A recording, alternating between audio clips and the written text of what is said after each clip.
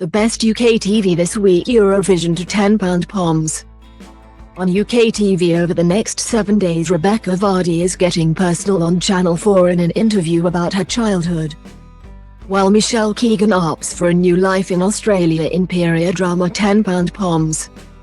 Plus TV's biggest talents get rewarded at the Baftas, while the UK hopes to win big at the Eurovision final, hosted, of course, in Liverpool. Here's Yahoo UK's guide to best telly coming to screens this week. With the UK hosting Eurovision 2023 on behalf of Ukraine, it's only fitting that 2022 winners the Kalosh Orchestra should be returning as this year's opening act. Their performance kicking off a gala evening hosted by Graham Norton, Alicia Dixon, Hannah Wardingham and Ukrainian singer-songwriter Julia Sanina.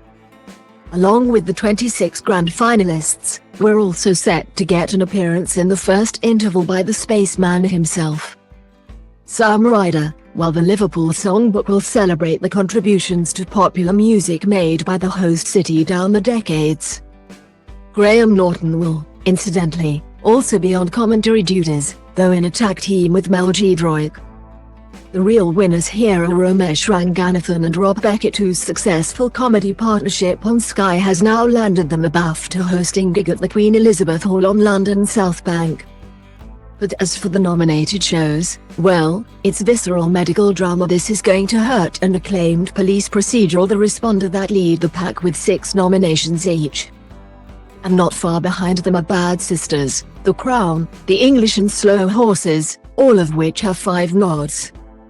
But which TV highlight from the last 12 months will emerge triumphant on the night? Staking a claim for our affections in the prized Sunday evening drama slot is this new period drama that follows a group of Brits who leave the gloom of 1956 post-war Britain behind with dreams of a better life in Australia. But the ideal they envisaged won't be realised, with those who make the trip soon seen struggling with their new identity as immigrants. Michelle Keegan, Faye Marsay and Warren Brown are among those in the ensemble cast. While the 6-parter has been penned by Danny Brocklehurst, whose previous TV hits include Brassic and Ordinary Lies. This dual time-frame crime drama is set in both 1973 and the early 2000s and is focused on the efforts to bring the killer of 3 young women in the Port Talbot area to book. In the first case of its kind, the mystery would come to be solved using pioneering DNA evidence, but 30 years after it was originally investigated. Expect plenty in the way of contrasts between policing methods of the 1970s and the forensics-focused techniques of the early noughties. As younger and older incarnations of the police officers involved make their breakthroughs. Gareth John Bale, Philip Glenister and Phil Barkley star. The Agatha Christie trial gave Rebekah Vardy huge press attention, but perhaps not of the kind she'd ideally like. But here she's telling the story of her life, and it's one that will also no doubt result in much discussion. As she reveals here, Vardy grew up as a Jehovah's Witness, but says that the religion failed to support her through the sexual abuse she endured as a child. And so, she's now decided to embark on an investigative journey to discover what happened while exploring the effect all this has had on her. Busted may be back in business thanks to the band's reunion tour, but there's a dark side to this success. As Matt Willis reveals in this exploration of his battle with drugs and alcohol, and his daily struggle to keep himself clean.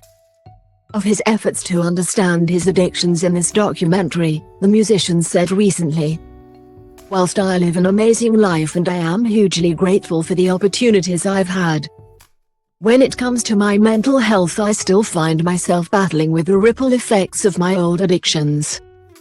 I know I'm not alone and I'm determined to discover how others, like myself, can learn to live with this." Double quote. The double life of artist and entertainer Rolf Harris is revealed in a 2-part documentary that asks how he got away with his crimes for so long.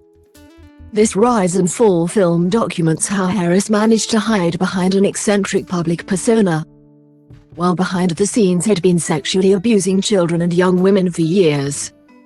There's also an exploration of the star's unrepentant attitude in court, as well as the decision by his wife and daughter to stand by him, despite one of his crimes being to have abused his daughter's friend when she was just 13 years of age.